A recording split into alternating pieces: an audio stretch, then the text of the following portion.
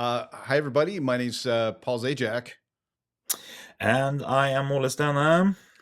Welcome to Boss Battles Top 5. This is the show where we look at other people's content. We identify five cool things that we really like that maybe you can take home and use in your game. And today we are looking at Quests and Chaos and their show Chaos Agents. We have been watching episodes 25 and 26. And today's episode is going to be a little different from what we usually do. We're going to look a bit more at the role playing pillar of D&D. Yeah, so I got to know Thomas when he was a guest on the our main show, and he recommended this episode. And it really is kind of different than the concept of a boss battle. There's a lot of role play involved, and if you are into that or you want more ideas about how to do that, these are great episodes to watch. So counting down, our number five point. There was a misunderstanding generated by the difference between what languages the characters spoke. And I think that's something I often overlook, right? The NPC says something, we're all speaking English, but in reality, the NPC speaking in one language that only some characters can understand. And Thomas, as a DM, used this to, raise a point of contention between an NPC ogre and one of the PCs. And the PC didn't really expect it. And I think it turned out well. And it was like a very mindful and thoughtful way to bring up part of the rules of D&D that often kind of get overlooked. So that's our point number five.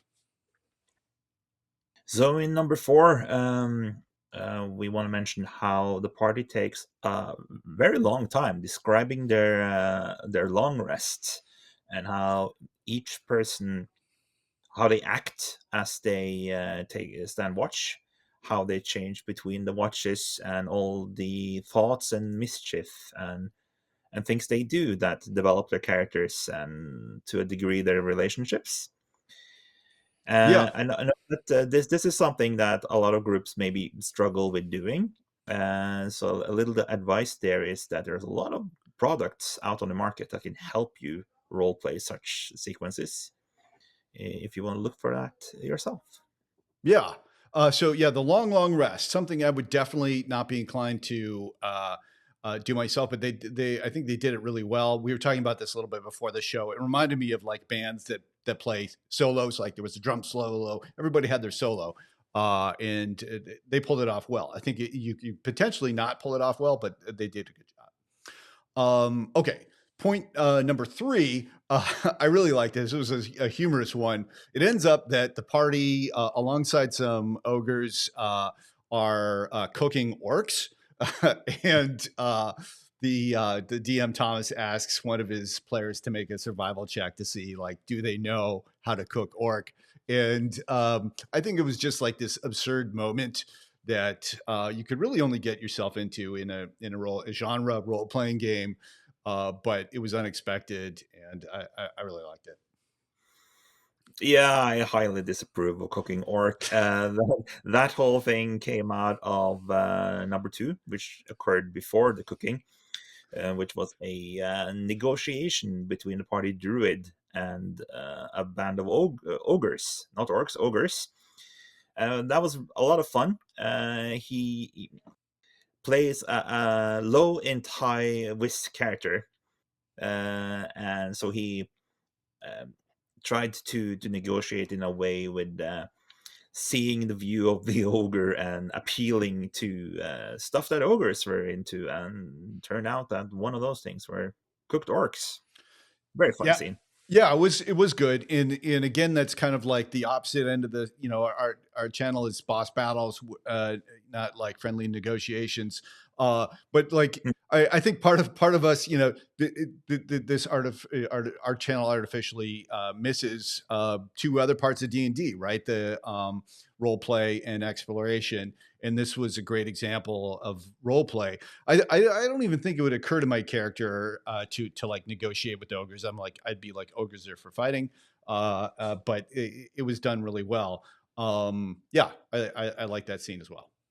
And so another role play aspect, it brings us to our number one point, or number one highlight, which was another thing that this guest player character Grumble, the druid, did was he awakened a couple of the horses in the party, and this was done off scene, in a communication with the dungeon master. And I liked it for a couple of reasons. One, because it was a humorous moment, and then the horses had this interesting conversation, kind of an existential crisis. But then I think it illustrated a way in which players can contribute to the story, similarly maybe to dungeon masters, by engineering and doing something cool behind the scenes for other characters. And we don't I it wouldn't initially occur to me to do that, but this was done really well. Yeah, as a general note, that's outside of the top five. I think that the druid player Grumble, he did a lot of fun things with his druid spells. Used them in interesting and descriptive ways that really added to the game. I really like that. Yeah, I think that it really exemplified this character. Like, what would druids do? And it left me wondering, like, why are druids even like in adventuring parties? Why are they just not like going out into the land and awakening things, growing things? But I think this character provided a plausible bridge between the adventuring aspect and the other kind of real things that you think that like a druid NPC might be doing. For sure. Okay, well, I think that's it. That we're at the end. Those are our top five. Thank you again to Quest and Chaos for allowing us to do the show and for being a guest on another show. Please check out their stuff. We got links in in the connection down below to their episodes and to a bunch of their merchandise, which they put out as well. All right, that's it. Thanks a lot, everybody. Bye. Bye.